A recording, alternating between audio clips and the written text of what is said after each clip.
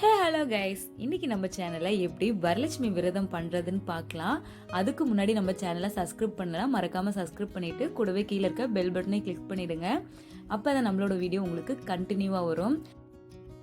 வாங்க எப்படி வரலட்சுமி விரதம் பண்றதுன்னு பார்க்கலாம். ஃபர்ஸ்ட் நம்ம எப்போ எந்த பூஜை பண்ணாலுமே நம்ம ஃபர்ஸ்ட் வழிபட வேண்டியது பிள்ளையார் தான்.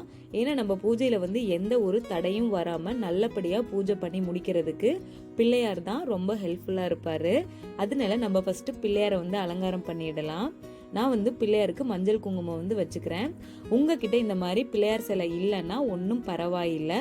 மஞ்சளை நல்லா கெட்டியா கலக்கிட்டு நல்லா பிள்ளையார் மஞ்சள்லே பிடிச்சி அதுக்கு மஞ்சள் குங்குமம் வச்சு ஒரு அருகம்பில் வச்சு கூடவே பிள்ளையாரை நீங்க பிடிச்ச மஞ்சள் குங்குமத்தை வெத்தலை பாக்கு மேல வைங்க. நம்ம பிள்ளையார் நம்ம பூஜைக்கு ரெடியா வந்துடுவாரு. ஸோ இந்த மாதிரி பிள்ளையார் தான் வைக்கணும்னு அவசியம் இல்லை. என்கிட்ட அன்னபூர்ணி சிலை இருக்கு. அன்னபூர்ணி அன்னலக்ஷ்மி தான். அதனால நான் அவங்களையும் ரெடி பண்ணிக்கிறேன். அன்னலக்ஷ்மியை நம்ம எப்பவுமே கீழே வைக்கக்கூடாது. ஒரு சின்ன பாத்திரத்தில் அரிசி போட்டு அது மேலே தான் அன்னலக்ஷ்மியை வைக்கணும். இப்போ நான் காட்டுறேன் எப்படி வைக்கணும்னு. நான் அவங்களுக்குன்னு தனியாக ஒரு முக்காளி வச்சுருக்கேன். அந்த முக்காளி மேலே ஒரு சின்ன பாத்திரத்தில் அரிசி போட்டு வச்சுருக்கேன். அந்த அரிசியில் நம்ம அன்னலக்ஷ்மியை வச்சிடலாம். அன்னலக்ஷ்மியை வச்சு முடிச்சதுக்கு அப்புறமா நம்ம விளக்குக்கு மஞ்சள் குங்குமம் வச்சுக்கலாம். எப்போ நம்ம விளக்கேற்றினாலும் மண் சட்டியாக இருக்கட்டும் எந்த இதாக இருக்கட்டும் வீட்டில் விளக்கேற்றும் போது மஞ்சள் குங்குமம் வச்சுட்டு வழிபடுறது ரொம்பவே சிறப்பு. அதனால நான் மஞ்சள் குங்குமம் விளக்குக்கு வச்சுக்கிறேன். இப்போ நம்ம விளக்குக்கு மஞ்சள் குங்குமம் வச்சாச்சு. அடுத்து நம்ம எப்படி வரலட்சுமிக்கு சாரி கட்டுறதுன்னு பார்க்கலாம். நம்ம எல்லார்கிட்டையுமே எக்ஸ்ட்ரா பிளவுஸ் பீஸ் ஏதாவது வீட்டில் வச்சுருப்போம். அப்படி இல்லைன்னா ஒரு பிளவுஸ் பீஸ் மட்டும் வாங்கிக்கோங்க. வாங்கிட்டு இந்த மாதிரி எப்பயும் சாரி மடிக்கிற மாதிரி நல்லா மடிச்சுக்கணும். மடித்து நல்லா மடிப்பை தேய்ச்சி விட்டுக்கோங்க. நம்ம நல்லா மடிச்சிட்டோம். ஃபைனலாக என்ன பண்ணுறோன்னா நம்ம மடித்தோம் இல்லையா அந்த பக்கத்தில் ஒரு பின் பண்ணிடணும். அப்போ தான் அந்த சாரி கலையாமல் இருக்கும். பார்த்தீங்கன்னா தெரியும், இந்த எட்ஜில் நான் பின் பண்ணிட்டேன். இப்போ பின் பண்ணோம் இல்லையா அதை நல்லா குடத்துக்கு உள்ளே விட்டுருங்க. அப்போ தான் அந்த முன்னாடி அந்த குடத்துக்கு மேலே அழகாக இருக்கும். நம்ம எப்பயுமே வரலட்சுமியை ஒரு முக்காலி மேலே தான் வைப்போம்.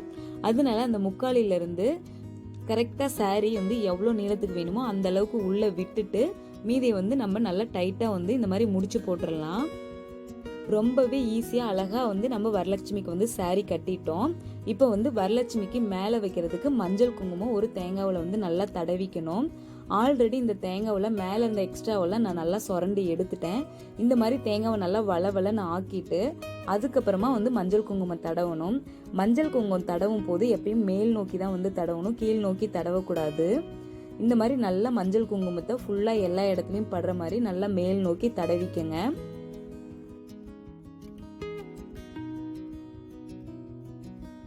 இந்த மாதிரி நல்லா ஃபுல்லாக முழுன்னு நல்லா மஞ்சள் தேய்ச்சி விட்டுருங்க. மஞ்சள் தேய்ச்சி விட்டதுக்கப்புறம் உங்களுக்கு எந்த மாதிரி மேக்கப் பண்ணணும்னு தோணுதோ அந்த மாதிரி நம்ம வரலட்சுமிக்கு மேக்கப் பண்ணிடலாம். ஆனால் கண்டிப்பாக இந்த மாதிரி நெற்றியில் பொட்டு வைக்கணும். அதை மட்டும் மறந்துடாதீங்க. 2 கண்ணுக்கும் இடையில இந்த மாதிரி பொட்டு வச்சு விட்டுருங்க. நல்லா மேல் நோக்கி இழுத்து விட்டுருங்க. அதுக்கப்புறமா நான் வரலட்சுமிக்கு கண்ணும் சின்னதாக ஒரு ஸ்மைலும் போட்டுக்கிறேன். உங்களுக்கு செப்பரேட்டாக வரலட்சுமியோட ஃபேஸே கடையில் விற்குது. இன்னும் கிராண்டாக பண்ணுறீங்க அப்படின்னா அதை கூட வாங்கி வச்சுக்கோங்க.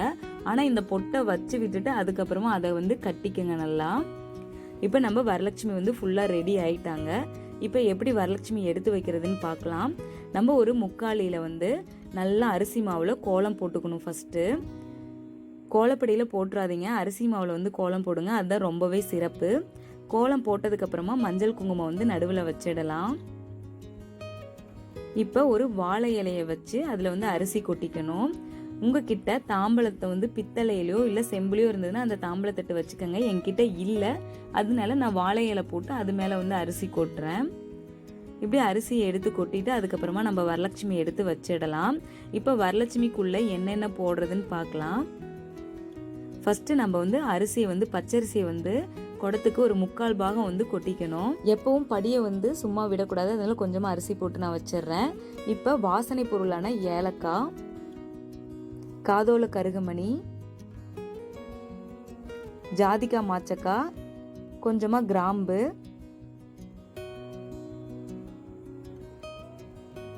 மஞ்சள் கட்டி, எலும்புச்சம்பளம், வெத்தலைப்பாக்கு, இந்த மாதிரி வாசனை பொருட்களும் லட்சுமிக்கு உகந்த பொருட்களையும் குடத்துக்குள்ள போட்டுருங்க. ஃபைனலாக 1.25 ரூபாய் வந்து குடத்துக்குள்ள போட்டுக்கங்க. என்கிட்ட வந்து தங்க காயின் இல்லை, அதனால வந்து நான் என்கிட்ட இருக்க ஒரு லட்சுமி மோதிரத்தை வந்து நான் குடத்துக்குள்ள போடுறேன். தங்க காயின் போடணுங்கிறது அவசியம் கிடையாது, 1.25 ரூபாய் போட்டாவே போதும். இப்போ மாயிலை வச்சிடலாம். 5 மாயிலை வைக்கணும், இல்லைனா 7, இந்த மாதிரி கணக்கு வச்சு தான் மாயிலை வைக்கணும். ரொம்ப அதிகமாக வைக்காதீங்க. நான் 5 மாயிலை வைக்கிறேன். வரலட்சுமியை நல்லா மனசார வேண்டிட்டு நம்ம வரலட்சுமியோட முகத்தை வந்து வரலட்சுமியோட உடம்போட இணைச்சிடலாம். இந்த மாதிரி உங்களோட கலசத்தில் ரெடி பண்ண முடியல அப்படின்னா ஒன்றும் பிரச்சனை கிடையாது. வரலட்சுமியோட ஃபோட்டோ வச்சு வேண்டுனீங்கனாவே போதும். இப்போ நம்ம வரலட்சுமிக்கு வந்து மாங்கல்யத்தை வந்து கட்டி விட்டுடலாம். உங்ககிட்ட என்ன நகை இருக்கோ அதை வந்து நல்லா டெக்கரேஷனாக அழகுபடுத்திக்கோங்க. நான் ஒரு தங்க செயின் வந்து வரலட்சுமிக்கு வந்து போட்டு விட போகிறேன். ஏதாவது ஒரு சின்ன நகை இருந்தாலும் பரவாயில்ல, வரலட்சுமிக்கு போட்டு விடுங்க, அது ரொம்பவே சிறப்பு. இப்போ நம்ம வரலட்சுமிக்கு வந்து வளையல் வந்து 7 வளையல் 12 வளையல் இந்த மாதிரி கணக்கு வச்சுட்டு வரலட்சுமிக்கு வளையல போட்டு விட்டுறலாம். இப்போ நம்ம வரலட்சுமி ரொம்பவே சூப்பராக ரெடி ஆயிட்டாங்க. நான் முதல்ல சொன்னேன் இல்லையா, எந்த பூஜை பண்ணாலும் பிள்ளையாரை தான் வந்து முதல்ல பூஜைக்கு வைக்கணும் அப்படின்ட்டு. அதனால நம்ம ஆல்ரெடி மஞ்சள் குங்குமம் வச்ச பிள்ளையார் எடுத்து வச்சிடலாம். அடுத்து அன்னபூர்ணி.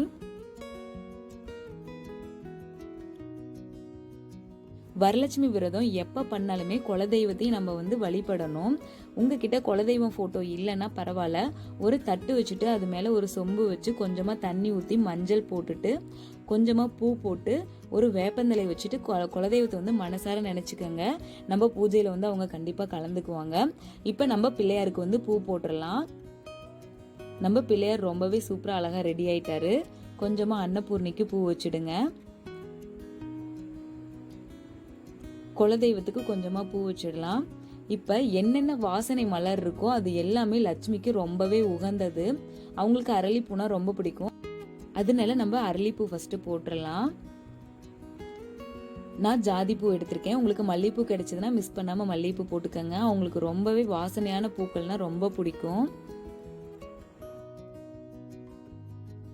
லக்ஷ்மி குடியிருக்கிறதே தாமரைப்பூலாம். தாமரைப்பூ இல்லாமல் வரலட்சுமி விரதமா, அதனால நம்ம தாமரைப்பூ வச்சுக்கலாம். உங்களுக்கு தாமரைப்பூ கிடைக்கலனாலும் பரவாயில்ல, ஏதோ ஒரு வாசனையான பூக்கள் போட்டிங்கனாவே போதும், அவங்க நல்லாவே ஏற்றுப்பாங்க. இப்போ வந்து பூஜையில் என்னென்ன பொருள் வைக்கிறதுன்னு பார்க்கலாம். அதுக்கு முன்னாடி விளக்கு போட்டுக்கோங்க. விளக்கு போட்டதுக்கப்புறமா மஞ்சள் குங்குமம், பச்சரிசியில் மஞ்சள் குங்குமம் பூவும் கலந்து வச்சுடுங்க. விபூதி தட்டு. இப்போ நான் மல்லிகைப்பூ, மஞ்சள், குங்குமம், தாலி, வளையல், வெத்தலைப்பாக்கு இதெல்லாம் எடுத்து வைக்கிறேன். இது எதுக்கு அப்படின்னா, அக்கம் பக்கத்தில் ஒரு 5-6 பேரை நம்ம கூப்பிட்டு அவங்கள இந்த பூஜையில் கலந்துக்க வச்சுக்கிட்டு அவங்க கையால் வளையலும் மஞ்சள் குங்குமம் தாலியும் பூவும் இதையெல்லாம் சிறப்பாக எடுத்து நம்ம வச்சுக்கிட்டு அவங்க கிட்ட ஆசீர்வாதம் வாங்கினா ரொம்பவே சிறப்பு.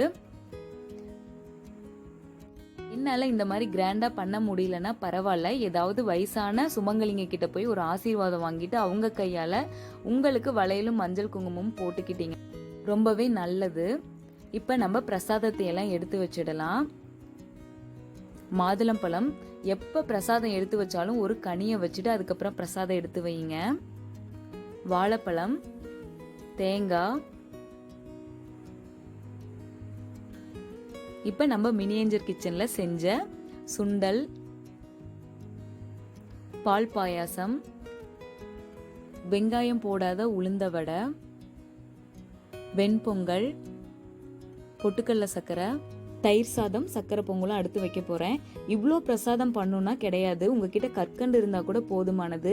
அப்படி இல்லைன்னா பொட்டுக்கடலை சக்கரை வைங்க. அதுவும் முடியல அப்படின்னா பாலில் கொஞ்சமாக சக்கரை போட்டு வச்சுடுங்க.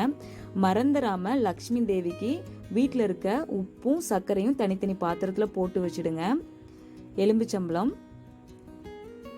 இப்போ நம்ம தேங்காய் உடைச்சி பூஜையை ஸ்டார்ட் பண்ண வேண்டியது தான். தேங்காய் வந்து உடைச்சாச்சு. இப்போ ஊதுபத்தி காட்டிடலாம். பூஜை பண்ணும்போது உங்களுக்கு லக்ஷ்மி மந்திரம் தெரிஞ்சுது அப்படின்னா மறந்துடாமல் லக்ஷ்மி மந்திரத்தை சொல்லுங்கள். இன்கேஸ் உங்களுக்கு மந்திரம் வந்து தெரியல அப்படின்னா எல்லார்கிட்டையுமே மொபைல் இருக்குது, மொபைல்லையாவது லக்ஷ்மி மந்திரத்தை வந்து வச்சு விட்டுட்டு பூஜையை ஸ்டார்ட் பண்ணுங்கள். அது ரொம்ப ரொம்ப சிறப்பான ஒன்று. நம்ம பிரசாதத்துக்கு லக்ஷ்மி தாயாருக்கு, பிள்ளையாருக்கு, அன்னபூர்ணிக்கு எல்லாருக்கும் ஊதுபத்தி காட்டிட்டு சூடம் பருத்தி காட்டிட்டு பிரசாதத்தை வந்து நம்மளுடைய நெய்வேத்தியத்தை வந்து சாமிக்கு படைச்சிடலாம்.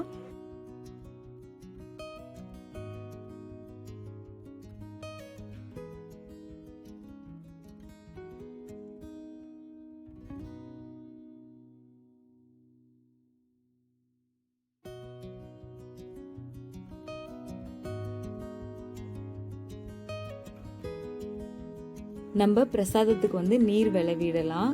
நம்ம எப்போ சாமிக்கு பிரசாதம் படைச்சாலும் நீர் விளைவிட்டு தான் கொடுக்கணும். நம்ம சுத்தபத்தமாக தான் சமைப்போம், இருந்தாலும் நீர் விளைவிட்டு சாமிக்கு வந்து பிரசாதத்தை வந்து கொடுங்க. நம்ம பூஜை நல்லா சிறப்பாக முடிஞ்சிடுச்சு.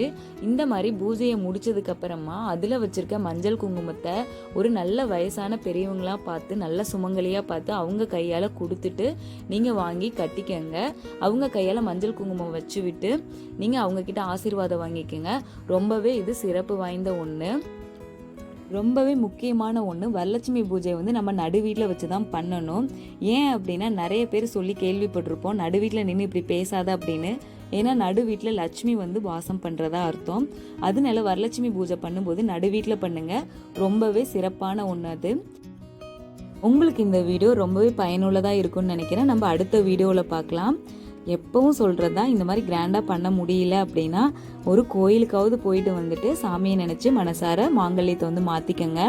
நம்ம அடுத்த வீடியோவில் பார்க்கலாம். Tata, bye bye.